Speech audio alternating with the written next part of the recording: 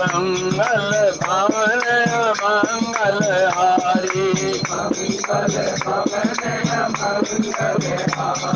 श्रवहु तो दशरथ अजर बिहारी जनक सुता जग जननी जानकी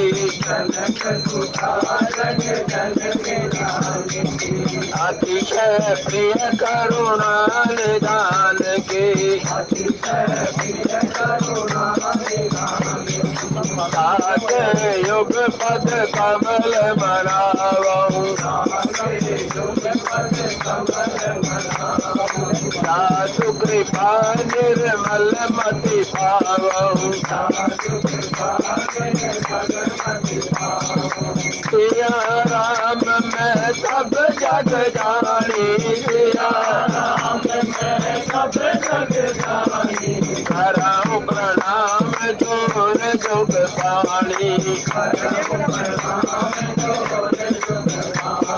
श्री राम जय जय राम जय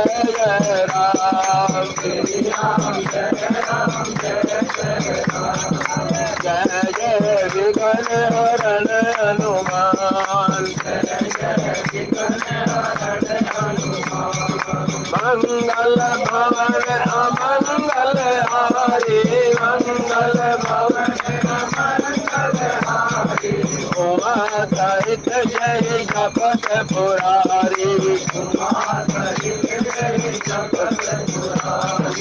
उमा कहूँ मैं अनुभव अपना उमा कहूँ मैं अनुभव सत हरि भजन जगत सब सपना अब प्रभु कृपा करो एहि भांति अब प्रभु कृपा करो एहि भांति अब तज भजन करो दिन राति अब तज भजन करो दिन राति राम कथा सुंदर करतारी राम कथा सुंदर करतारी पंच विहग उड़ावन हारी आई भजिए मन कज कुटिलाई राम भजे सती के नहीं पाई गुरु भजिए मन कज कुटिलाई गुरु भजिए मन कज कुटिलाई गुरु भजे मति सबने पाई गुरु भजे मति श्री राम जय जय राम जय जय विघ्न हरण हनुमान बोलिए राजा रामचंद्र महाराज की जय पवन सुत हनुमान जी की जय शंकर भगवान की गौ माता की भारत माता की सभी साधु संत महात्माओं की रजत सीप बहुभास जिमी जथा बांध कर बार यद्यपि मृषाते हूँ काल सोई ब्रह्म न सकई कोई टार सियावर रामचंद्र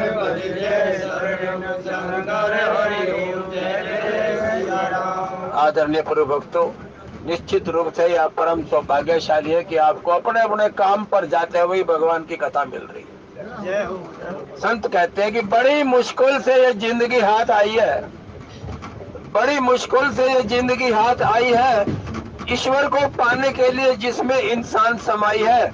अगर ये विषय विकारों में कट गई यारो, सच जान लेना जिंदगी से बेवफाई है। निश्चित रूप से आप परमात्मा के परिवार के सदस्य हैं, याद रख लेना।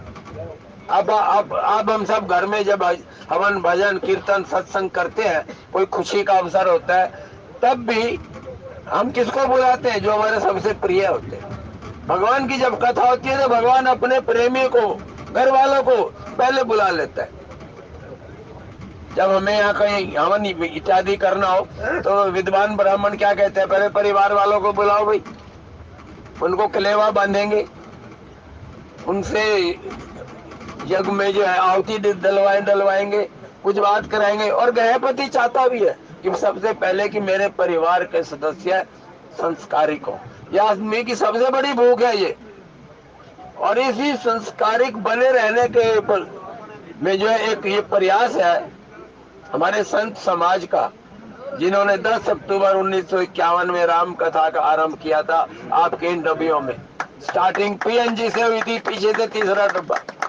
और आज मुझे लगता है जो अत्री जी ने है शायद उसी डब्बे में। जब भाई साहब ने अनाउंस किया था मुझे लग रहा था, अक्सर वो चले जाते हैं कई बार, और खासकर सोमवार का दिन तो कोई छोड़ना नहीं चाहता। भगवान शंकर का दिन, और आज कथा भी भगवान शंकर ही सुना रहे हैं। देखिए साधारण आदमी समझाने को समझ में नहीं आती, जब सर्वश्रेष्ठ समझाने वाला हो तो फिर हमारा ही फर्ज बन जाता है समझने का प्रयास करें, क्योंकि और कोई देवी देवता पे हमारा विश्वास होता नहीं है। बार बार हमारे संत महात्मा कहते हैं ब्रह्मा विष्णु महेश में कोई अंतर नहीं, बात भी ठीक है। लेकिन मनुष्य रूपा ने जो वरदान मांगा वो क्या मांगा कि ब्रह्मा विष्णु महेश जिसका नाम रटते हैं मुझे उसके दर्शन करने।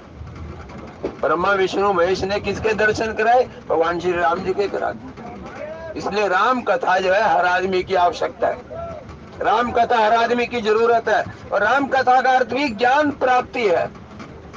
80% दुख जीवन में जब आते हैं हमारे पास जब तक हमें ज्ञान नहीं होता, और जब ज्ञान आ जाता है तो ये दुख हमारे रहते नहीं, टल जाया करते।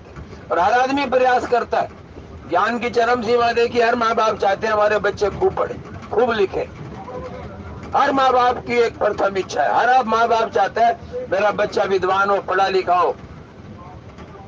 और हम इतने पढ़ लिख गए, आज वो माँ बाप कहते हैं काश बच्चों को ना पढ़ाया। क्यों? ज्यादा पढ़ गए। ये भी तो खतरनाक है ना। हर चीज जो है ज्यादती हो जाए तो दुख देती है। और जब हम राम कथा पढ़ेंगे, राम कथा का अर्थ है मर्यादित जीवन, मर्यादित विचार, मर्यादित भोजन, मर्यादित पहनावा, मर्यादित हमारा आचार व्यवहार। राम की कथा का अर्थ ही यही है। हर चीज को हम सोच समझ के चले, सीमा कहीं की पार ना करें। खाने में सीमा पार कर देंगे, एक रोटी ज्यादा खाई जाएगी तो बदहजमी करेगी। जरूरत से ज्यादा महंगे कपड़े हैं जो कभी कभी पहने जाते हैं। हमारे घर में जो माता बहनें हैं ये बड़ी महंगे वाले सूट और साड़ियां पहन लेती हैं, लेकिन पहनने में कभी इस्तेमाल आती है, कभी त्योहार हो, कभी फंक्शन हो, कभी ब्याह शादी हो, किसी की सालगिरह हो, तभी इस्तेमाल होते हैं। लेकिन रूटीन के कपड़े जो सिंपल जो है रहा करते हैं वो रोज के काम में आते हैं। जो रोज के काम में है वो ज्यादा लाभदायक है। सबसे ज्यादा लाभ तो हमें उन्हीं से मिला। तो रोज का लाभदायक जो है हमारा राम का नाम है, इसी से जुड़े रहे। जैसे आपके वक्ता लोग खड़े होते हैं हमारे संचालक भाई, और जब जयकारा लगवाते हैं, और उसी टाइम समझ लो कि ये भी कमरे सत्संग में इंटरेस्ट लेना। एक बढ़िया बच्चा जो है घर में जब पढ़ता है, स्कूल से आते ही फटाफट तो रोटी खाएगा, फिर स्कूल का काम कर देगा, फिर सारा शाम को खेलता फिरेगा। क्यों? टेंशन ही नहीं है। ये हम लोग जब स्कूल में पढ़ते थे हमारी दिनचर्या होती थी। दोपहर में आए, स्कूल में आते ही माँ ने रोटी दे दी, खाना खा लिया, स्कूल का काम कर लिया, निश्चिंत हो गए, फिर सारी रात खेलते रहो। फिर घर वाले नहीं कहते भी पढ़ ले। अब समस्या क्या है? आते ही पढ़ ले। हमारा जीवन तो खत्म, बचपन खत्म हो गया हमारा, सिर्फ पढ़ाई में लगे रहो बस। और पढ़ाई भी इतनी ज्यादा हो गई, जरूरत से ज्यादा। आज हमारी संतान हमें पहचानती नहीं है। क्यों? हमने ज्यादा पढ़ा दी। एक कहावत है, एक अब से 20-25 साल पहले चला करते थे, बरोटे की बात थी। एक आदमी के 4 बच्चे थे और नाई का काम वो करता था। एक को बढ़िया वाला वकील बना दिया, एक को इंजीनियर बना दिया, और तीसरे को डॉक्टर बना दिया। अब चौथा रह गया नाई के पास, जो भी कटिंग शेव कराने आता है नाई को कहता रहा रामकिशन तेरा छोरा तो ये तो तूने पढ़ाया नहीं। वो बेचारा चुप हो जाता। जब लोग बार बार टोकते तने छोरा नहीं पढ़ाया, फिर एक दिन रो के लगा, एक बात बताओ, तुम यूं चाहो कि मेरे मरने के टाइम कोई मेरे धोरे ना हो? अरे एक कहा, एक अमेरिका बैठा है, एक बेंगलोर बैठा है, एक वहां बैठा है, सुप्रीम कोर्ट में बैठा। मेरे तो कौन है बताओ? यही छोरा मेरा है, जो घना नहीं पढ़ा तो बढ़िया रहा। अब बताओ उसकी बात में कितनी सच्चाई है। और नहीं तो स्वामी विवेकानंद जी को याद कर लो, उन्होंने क्या कहा था जब अंग्रेजों ने भारत को अपमानित करने के लिए शिकागो में कहा था कि भारत है क्या, भारत तो जीरो है, भारत कुछ नहीं है। और हमें देखो यूरोप को हमने कितनी तरक्की कर ली।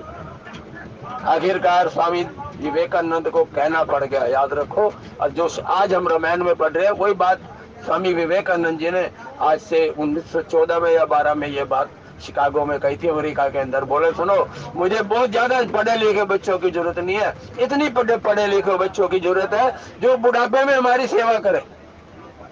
अरे हमारी संस्कृति है कि हमारा गाय बैल, अगर हमारा बलद भी बूढ़ा हो जाता है हम उसको काटते नहीं, हम उसकी ऐसी सेवा करते हैं जैसे घर में बाप की, बूढ़े की, दादा परदादा की सेवा की जाती है। ये हमारी संस्कृति है, विचार है। इसी विचारों को बनाए रखने के लिए हमारे संतों ने प्रयास किया कि रामचरितमानस की शिक्षा हमारे हर घर में होनी चाहिए। केवल मात्र जब हम राम जैसी शिक्षा प्राप्त करेंगे, मर्यादा में पढ़ेंगे, इससे बढ़िया कुछ ज्ञान नहीं है। इसलिए आज हमारा समाज के अंदर बड़े बूढ़े जो है बच्चों के लिए तरस रहे हैं। मैं तो बहुत प्रैक्टिकल आदमी हूँ, मैं अपने घर से उदाहरण लेके चला करता हूँ, बाहर वालों को तो मैं जिक्र ही नहीं करता। हम देखते हैं ना, बच्चे पढ़ गए तो आगे निकल गए, खुशी तो होती है भी बच्चे बहुत तरक्की करके, लेकिन खुशी क्या जब अपने बच्चों को देख ही नहीं पाओगे, फिर कैसी खुशी लगेगी।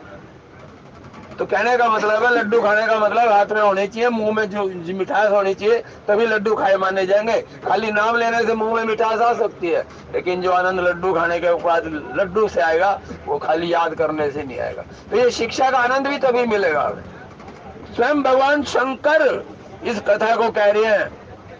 इसका मतलब समाज में इतना अनपढ़ता है, इतना अंधविश्वास है, साक्षात भगवान को कहना पड़ रहा है ये कथा सुनाने के लिए, मजबूर होना पड़ रहा है। भगवान कृष्ण ने बार बार कहा है कि सब कुछ मैं हूं, पशुओं में, पक्षियों में, पौधों में, पेड़ में, जीव में, जंतुओं में, नव में और पृथ्वी में, सब में मैं हूं। आखिरकार उस समय के समाज की ऐसी परिस्थिति रही होगी कि कोई परमात्मा को समझने का प्रयास नहीं करता होगा, तभी ये ज्ञान देने के लिए परमात्मा को धराधाम पर आना पड़ा। और जब भी परमात्मा स्वयं आकर के कहे कथा सुनाने का समय आए, तो आप तो सबसे भाग्यशाली हो कि शंकर जी द्वारा कही गई राम कथा आप सुन रहे हो। और राम कथा सुन रहे हैं, जीवन में हमारा जीवन कैसा है इसी दोहे में बता रहा है कि सारा जीवन क्या है। हम जो मारे फिर रहे हैं, समझ रहे हैं कि जीवन ही है, वो जीवन नहीं है। जीवन क्या है? रजत सीप महु पास जिमी जता बान कर बार, जद बिमृषा देव काल सोई ब्रह्म न सकई को उतार सियावर राम। ये सारा संसार जो है झूठ पे आधारित, शंकाओं पे आधारित है। ये शंकाएं मिट नहीं सकती। जैसे सीप के अंदर पानी डल जाए, पानी, सीप में चांदी लगती है ना, जिन लोगों ने सीप देखा है चांदी की तरह चमकता है, चांदी होती नहीं है, और आदमी मारा फिरता है उसको लूटने के लिए। मृग तृष्णा, रेत में चले जाओ, रेत में चमकती हुई चांदी ऐसी लगती है जैसे पानी है, और आदमी भागता है लेकिन पानी होता नहीं है। ऐसे ये संसार जो है, ये लगता है कि हमें मुक्ति देने वाला है, संसार मुक्ति देने वाला नहीं है। संसार हमें भटकाने के लिए है, लेकिन सब कुछ होते हुए भी हम भटक जाते हैं। और भटकने का मतलब ये है, सबसे बड़ी बात है, हमें प्रकृति ही भटकाने का प्रयास करती है, लेकिन संत महात्मा हमारे पे दया करते हैं, हमारे पे उपकार करते हैं, आकर के हमें ज्ञान भरी बातें समझाने का प्रयास करते हैं, तरह तरह के तरीके से, जैसी जिसमें योग्यता होती है ऐसे तरीके से समझाने का प्रयास करते हैं कि ये संसार झूठा है, अगर सच है तो परमात्मा का नाम। परमात्मा के सिवा कुछ जीवन में सच्चा हो नहीं सकता। और फिर उलझन में आ जाते हैं, अरे भाई परमात्मा कहाँ है, परमात्मा कैसा है, सदगुरु महाराज कैसे होंगे, कैसे दिखते होंगे, ये शंका आ जाती है। संतों ने एक बात कह दी और सुनो, ना सतगुरु के चक्कर में रहो ना परमात्मा के। अरे माँ बाप ने जिन्होंने तुम्हें जन्म दिया वही भगवान है, इनकी सेवा कर लो। माता पिता के चरण छुए जो 4 धाम तीर्थ फल पावे। जो आशीष वो दिल से दे दे वो मुझसे टाली ना जावे। हम जब बचपन में होते थे, इम्तिहान देने जाते थे, हमारी माँ जो है दही दिया करती, जो है दही खा के जा, सीख पी के जा और सिर पे हाथ फेरती, जा बेटे तू पास हो जा। अरे ये आशीर्वाद अब कहा देते हैं। माँ को ही नहीं पता कि मैं तेरे आशीर्वाद में ताकत कितनी है। हम इतनी आधुनिक माताओं का रूप में आ चुके, खाने को कुछ नहीं, घर में सब कुछ बाजारी चीज है, सब चीज बाजार की आ रही। इसलिए हमारी रसोई भी तो बिगड़ गई, जबकि रसोई कभी नहीं बिगड़नी चाहिए। महाभारत काल में कथा आती है, गंधारी के 100 पुत्र मारे गए तो शंकर भगवान को लाना देने चली। बोले शंकर उठ के बैठ, मैं आया हूं तेरे दर, आज मैं तेरे से लड़ाई करूं। शंकर जी ने कहा लड़ ले, जो कि तुमने मुझे 100 पुत्र का वरदान दिया था। बोला दिया था। बोले नहीं हुए क्या? जो कि हुए। बोले फिर मर 99 मर गए। वैसे तो 101 पुत्र थे वो। जो एक पुत्र जो अलग था, वो दुर्योधन ने एक विवाह और किया था अपनी दासी से, जिसका नाम था युजोत्तम। वो पुत्र पैदा हुआ। लेकिन फिर भी महाभारत काल में कथा 100 पुत्रों की आई है, आती है, तो वो बता रहा हूं मैं आपको। तो शंकर भगवान ने कहा फिर मिले नहीं। बोले 99 तो मर गए। बोले मरने थे। बोले क्यों? बोले जब तुम माँ बन के गई थी तेने आंखों पे पट्टी बांध ली, इन बच्चों की सेवा कौन करता? तुझे पता है बच्चे कैसे तंदुरुस्त बनते हैं? तुझे पता है बच्चे कैसे मजबूत बनते हैं? तुझे पता है बच्चे कैसे संस्कारिक बनते हैं? तुझे पता है बच्चे कैसे बच्चे रहते हैं? शंकर भगवान ने गंधारी को खो दिया। श्री राम जय राम जय जय राम, श्री राम जय राम जय जय राम, श्री राम जय राम जय जय राम, श्री राम जय राम जय जय राम, जय जय विघ्न हरण हनुमान, जय जय विघ्न हरण हनुमान। गंधारी ने कहा प्रभु मैंने तो अपने पति के लिए त्याग किया था। बोले ये त्याग नहीं होता। नारी का त्याग आंख बंद कर नहीं होता, नारी का त्याग आंख खोल के शुरू होता है। अरे तुम माँ बन के गई थी, तुम अपने पति की सेवा करती, खुली आंखों से तो करोगी, बंद आंखों से कहां से करोगी? अर्थात कहने का मतलब है जागरूकता, ज्ञान, यही ज्ञान है, यही भगवान श्री राम जी का नाम है, यही उन्हीं का प्रभाव है। आखिरकार जो है गंधारी को क्षमा याचना करके वापिस आना पड़ा। स्वयं साक्षात भगवान की बात काटने की हिम्मत किसकी है? वो भी शंकर भगवान की। शंकर जी से हम सबसे ज्यादा डरते हैं, याद रखना। हम विष्णु और ब्रह्मा जी से नहीं डरते। शंकर जी से कहना कि एक भगत ने पूछ लिया महाराज क्या हाल है? बोला मौज हूँ, मौज में हूँ। बोला कैसे? बोला ससुराल में रह रहा हूँ। याद रखना भगवान शंकर ससुराल में रहते हैं, मायके में नहीं रहते, याद रख लेना। क्योंकि जो पहाड़ है ना, पहाड़ पर्वत, वहाँ पार्वती का मायका है, याद रख लेना। शंकर भगवान पहाड़ों में बैठे हैं। और यही हाल जो है विष्णु जी का है। विष्णु जी जो है समुद्र जल में रहते हैं, वहाँ लक्ष्मी का घर है वो। भाई एक ब्रह्मा जी नहीं माने, जो सबसे अलग पड़े हैं, जिनकी पूजा पाठ भी लोग नहीं करते, याद भी नहीं करता कोई। तो मेरे भाई ससुराल वालों से बना के रखो, तब घर बसेंगे। सबसे बड़ी बात है ये एहसान है उनका। जब तुम लड़की देखने जाते हो तो 10-12 जाते हो, बारात लेकर जाते हो तो 200-250 जाते हो, और वो शेर की बच्ची अकेली उठ के आ जाती है। चलो, इसलिए भाई उसका मान सम्मान होना चाहिए। वो हमारी माता के रूप में, बहन के रूप में, बेटी के रूप में, हर रूप में है। धर्म पत्नी के रूप में भी है। धर्म पत्नी कहा मैंने, पत्नी नहीं कहा भाई। धर्म पत्नी तो हुआ जो हमेशा धर्म से जुड़ी रहे। पत्नी जिम्मेवारियों से मुक्त होती है, धर्म पत्नी कभी जिम्मेवारियों से मुक्त नहीं होती, याद रखिएगा। कोई हमारे आशीर्वाद कहे ना, कोई पाँव छू ले तो हम यही कहते हैं पत्नी प्रिय भाव। तो कई कहते हैं वो भाई पत्नी की जान छोड़, धर्म पत्नी प्रिय कर, जो मेरी माँ लेकर आई है। तो भाई समझने का प्रयास करें, ये कथा ज्ञान की कथा है, ये परमात्मा। और स्वयं शंकर जी आने वाले हो, बोले ये संसार झूठा है, ये इसके चक्कर में खोने की कोशिश मत करना, इसके चक्कर में पाप भी मत कमाना। हम तो पापी हैं, सही पूछा जाए तो। आत्म चिंतन करें तब पता लगता है कि हमारी हैसियत क्या है, हमारी औकात क्या है, हम क्या चीज है। रात को सोते समय जो है एकदम बिस्तर में मत पड़ जाओ, 5-7 मिनट बैठो, हाथ पांव धो के, मुंह धो के, कुल्ला करके आराम से बैठो और शांत स्वभाव से सोचो कि आज बुरा क्या करा। एक जैन मुनि महाराज थे, उनके पास एक अपने सोनीपत का एक लड़का चला गया। लाला जी बड़े चिंता थे जी, लड़का बुरी संगत में चला गया। बोला कोई बात नहीं, मेरे पास छोड़। 2-4 महीने रहे तो जैन मुनि महाराज ने उनको कहा एक काम करो, आज सारे दिन की दिनचर्या लिख दे, अच्छी बुरी कैसी, क्या सोचा क्या करा लिख दे। तो भाजी वो उस बच्चे ने यही करा। 2-3 महीने बाद जब फिर देखा, बोला बेटे इनको सारी को दोबारा पढ़ो। अब जो अच्छे करे वो भी याद आ गए, बुरे करे वो भी याद आ गए। अब धीरे धीरे जब अगली बार लिखने लगा तो उसमें पाप कर्म खत्म हो गए। पहले महीने में 20 गलत काम हो गए, तो अगले महीने में 10 पे आ गया, फिर 5 पे आ गया, फिर गलत। पता है ना, गलत काम करेंगे लिखे जाएंगे। हमारी समझ में क्यों नहीं आते, हम जो गलत कर रहे हैं परमात्मा लिख रहा है, वो चंद्रगुप्त सबका हिसाब ले रहा है। इसलिए अच्छे काम करते रहिए, आपके लिखे जाएंगे। बुरे काम करोगे वो भी लिखे जाएंगे, उसका भी हिसाब किताब होगा।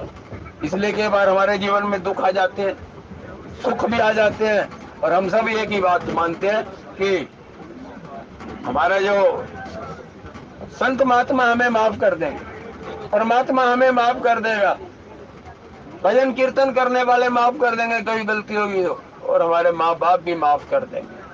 लेकिन हमारे कर्म जो है वो हमें कभी माफ नहीं करेंगे, बुरे कर्म कभी माफ नहीं करेंगे, सामने आए बिना ले जाएंगे। कोई ठेकेदार नहीं होता, खुद इसी शरीर से पाप हुए ये भुगतना पड़ेगा। इसलिए ध्यान करें, आगे पीछे ध्यान रखो ना रखो, दुष्कर्म करते समय, पाप कर्म करते समय, गंदा काम करते समय समझ लो उस समय पल भर के लिए अपने पितरों को याद करो। हमारे पितर जो परम पवित्र थे, हमारे संत महात्मा जो परम पवित्र हैं, हमारे वेद पुराण शास्त्र जो परम पवित्र हैं, परमात्मा का नाम लो। जब आप बुरे समय में परमात्मा का नाम लोगे तो परमात्मा आपको सद्बुद्धि देगा, बुरे कर्म करने से बच जाओ। यही कारण है गुरु महाराज हमेशा कृपा करते हैं। गुरु गोविंद सिंह जी के साथ भी तो यही हुआ था। भाई कन्हैया के साथ, भाई कन्हैया जो है कि माँ ने गुरु गोविंद सिंह को पत्र लिखा, बोला गुरुजी मेरा पुत्र, मैं अपने पुत्र को देखना चाह रही हूँ, इसको घर भेज दो। कानपुर के किसी गांव में रहता था भाई कन्हैया। चला गया और ये कह दिया गुरु गोविंद सिंह ने, जब मैं कहूँ ना आ जाना। बोला ठीक। माँ के पास पुत्र 65 साल का भाई कन्हैया, लेकिन माँ के लिए तो बालक ही था। माँ ने गरीब सी घर कन्या देख करके उसका ब्याह कर दिया। तो अभी तो गांव से, ससुराल से ब्याह के लड़की को लेके आ रहा था, इतने में माँ गुरुजी का संदेश आ गया, भाई आ जाओ। जो जोड़ी बंधी होती है सफेद चादर से, वर और वधू बंधे होते हैं, कन्हैया ने अपने घर के बाहर ही वो गांठ खोल दी। बोला मेरे गुरु का की आज्ञा है, तू अगर कहे तो मैं जाऊं। धर्म पत्नी से पूछा, बोले हाँ प्राणनाथ, सीधे चले जाओ गुरु के पास, उसकी सेवा में कोई कमी मत छोड़ना। आपकी माँ की सेवा और आपके परिवार की सेवा की गारंटी मैं लेती हूँ। अगर हम सोचते हो आज के समय में ऐसा हो सकता है, कल्पना से परे है। देखो ठहर जा, पहले तो मैं तेरे घर संवार के जाऊँ, तसल्ली कर, आज तो ये पोजीशन है। लेकिन उसने कहा नहीं, आप जाओ, सेवा में रहो। गुरुजी आ गए। रास्ते में दिल्ली पड़ता था, दिल्ली में भी वो इलाका जो सबसे गंदा माना जाता है। भाई कन्हैया वहां से निकला तो देखे तो दुनिया भर की नारी जात, स्पष्ट शब्दों में कह दूं तो जीबी रोड था वो इलाका। वहां से निकला तो वहां की नारियां जो है श्रृंगार करके खड़ी, शायद कोई ग्राहक आएगा। भाई कन्हैया ने सोचा ओहो ये तो बड़ी सुंदर नारी है। अरे गुरुजी तुम बड़े मेहरबान कर रहे हो, तुमने बड़ी दया करी, वहां से मेरी नारी का संग छुड़वा दिया, नारी का संग दे दिया। गुरु तो भाई कन्हैया की बुद्धि पलट गई, सोचने लगा अच्छा ऊपर जाऊंगा। जैसे ऊपर जाने का प्रयास किया तो चौकीदार लठ लेके खड़ा हुआ, बड़ी बड़ी मूछें, आंखें चमक रही, हिम्मत नहीं पड़ी आंखों का सामना करने का। कामी आदमी कभी संत महात्माओं की नजर नहीं मिला सकता, कितना भी प्रयास कर ले, और जैसे ऊपर चढ़ने का प्रयास करे तो फिर वही संत महात्मा। फिर सोचने लगा ये कभी ना कभी तो लघु शंका दीर्घ शंका के लिए जाएगा, पानी पीने जाएगा, फिर आ जाऊंगा। फिर जो है छुप के बैठ गया, लेकिन पूरी रात कट गई, 4 बज गए, लेकिन ऐसा अवसर नहीं मिला उसको। इतने में मंदिरों की घंटी बजने लगी, अजान होने लगी, पूजा पाठ का समय हो गया, और कन्हैया के कान में जब मंदिरों की घंटी बजी तो बुद्धि पवित्र हो गई, शुद्ध आ गई, शुद्ध हो गई। बोले छोड़ यार, तेरी अकल खराब होगी, सुधरे, चल अपने काम कर। सारी रात खराब करती गधा कहीं का, अपने आप को गाली पश्चाताप देता। जाके पहुंच गया होशियारपुर, गुरु जी के पांव पड़ा, गुरु जी महाराज आपकी कृपा है, सब ठीक ठाक है, मैं आ गया हूँ आपकी शरण में। और बार बार कह रहा, गुरु जी आपको मेरा जैसा चेला नहीं मिलेगा। चेलों के बीच में 10-12 बार ये बात लुटा दी, रिपीट कर दी, आपको मेरे जैसा चेला नहीं मिलेगा। आखिरकार गुरु गोविंद सिंह को कहना पड़ा, अरे मैंने भी चौकीदार बन के तेरी हिफाजत नहीं की होती तो मेरी भैंस पानी में चली गई। तो भाई ऐसा है, जब भी कभी ऐसा अवसर आए जहाँ दुष्कर्म हो, पाप कर्म हो, गंदा कर्म हो, अपने गुरु महाराज को याद रखो, वो तुम्हें कभी भटकने नहीं देंगे, तुम्हारा पतन नहीं होने देंगे। माँ बाप को याद करो, संत महात्मा को याद करो, वेद पुराण को याद करो, शास्त्रों को याद करो, संत महात्माओं की कृपा से आपका पतन बच जाएगा। इन बातों को ध्यान रखो, यही सत्संग, यही कथा होती है, और है क्या। शंकर भगवान यही तो कह रहे हैं कि इस अज्ञानता से बचो, जो हम सोच लेते हैं धरती में काहे के लिए है, इसीलिए तो आए, सारे काम करो। ऐसा नहीं होता, सारे काम नहीं करे जाते, वो काम करे जाते हैं जो सद्बुद्धि इजाजत देती है, समाज इजाजत देता हो, पुराण वेद पुराण शास्त्र इजाजत देते हो, वो काम करने की इजाजत है, गलत काम करने की इजाजत किसी को नहीं है। और इस प्रकार यही विधि जग हरि आश्रित रहे, यद्यपि असत्य देत दुख दे, जो सपने सिर काटे कोई, बिन जागे ना दूर दुख होई। और जो असत्य है ना, ये बड़ा दुख देता है, सत्य कभी दुख नहीं देता, सत्य में युग जाते, जहां भी देखोगे सत्य की ही जीत होती है। और जीवन में ईश्वर की भक्ति क्या है, सत्य है। गुरु नानक देव जी ने तो कह दे दिया, सतनाम वाहिगुरु, सब सत से तो स्टार्ट हो गया। सच्चा नाम जो है वो ईश्वर है। नाम की कमाई कहने को तो उन्होंने ज्ञान दिया हमें, और क्या सारी जिंदगी हम नहीं समझ पाते। समझ लीजिए इस बात को, असत्य दुख देने वाला है, सत्य सुख देने वाला है, और सत्य पे चले। महात्मा गांधी ने भी यही जोर दिया, सत्य पर चलो। और इस प्रकार से ये संसार में अब उदाहरण दिया है, सपने में अगर कोई किसी का सर काट ले, किसी को कोई सांप काट ले सपने में, आदमी दुख हड़बड़ा के उठ के बैठता है, फिर कहता हो यार तो सपने में था। तो इसलिए सारा संसार सपने जैसा है ये, इसमें जो कुछ भी अच्छा अच्छा दिखाई दे रहा है बुरा भी है। वो बुरा तो देखने की हम कोशिश ही नहीं करते, क्यों, हमारी बुद्धि कहती तू गलत है ही नहीं। एक बार एक आदमी मर के भगवान जी के पास चला गया, भगवान जी ने कह दिया, भाई तेरे इतने पाप कर्म है। बोला एक बात बता, मेरा क्या कसूर है, बुद्धि तो तने दी थी। सियाना आदमी तो भगवान से भी तर्क वितर्क फिर कुतर्क करने पे आ जाता है। भगवान को कह रहा है बुद्धि तुमने दी, मेरा क्या कसूर है, मैंने पाप करे। भगवान जी चुप हो गए, लगा ये तो बड़ा तेज आदमी है, मुझे कह रहा है कि मैंने बुद्धि दी थी। बोला ना दी हो तो बताओ, तुमने बुद्धि दिया तभी तो मैंने पाप कर्म करे, तुम मुझे संत महात्मा बना देते, तुम मेरे ज्ञानी बन जाते। रावण ने वरदान मांगा था शंकर भगवान से, शंकर जी ने कहा कि रावण वरदान मांगो। बोले महाराज वरदान दोगे? बोले जब मैं कह रहा हूँ तो दूंगा। तो क्या बताओ, जो कहे रावण ने फिर क्या वरदान मांगा? प्रभु जब मैं बुरा काम करने लगूं, जब मैं पापी हो जाऊं, गंदा हो जाऊं, तो मुझे ज्ञान देना, खुद ही आना। शंकर भगवान कहने लगे जब तू, आदमी पाप कब करता है? जब उसकी बुद्धि मलिन हो जाती है। आदमी गंदा काम कब करता है? जब बुद्धि खराब हो जाती है। शंकर जी कहने लगा अगर मैं तेरे पास आऊं और तू मुझे ना पहचाना है, नहीं, सारे ब्रह्मांड में मेरे जैसा भगत नहीं धरती में पैदा हुआ, तो आ जाना, मैं पहचान लूंगा। शंकर जी ने कहा ठीक है। और सुंदरकांड में हनुमान जी महाराज शंकर जी के 11वें अवतार थे, जब गए थे रावण के पास, रावण ने क्या कहा? शठ कह के स्वागत किया, शठ मूर्ख। इसलिए जब पाप कर्म करते हैं बुद्धि खराब हो जाती है। इसलिए ध्यान दें, हर बार संत महात्मा कहते हैं कि परमात्मा सबको सद्बुद्धि देना। हमारे यहाँ बहू आई, पहले दिन बहू ने पांव छुए, मैंने कह दिया सद्बुद्धि भाव। अब वो सोचने लगी आज ये सद्बुद्धि का क्या मतलब है, कभी सुना नहीं घर में। अपने बाप से बोली मेरा ससुर तो मुझे बेवकूफ समझता है। अपनी माँ को और शिकायत कर दी, पहले दिन लड़ाई होगी और आज तक कंटिन्यू है।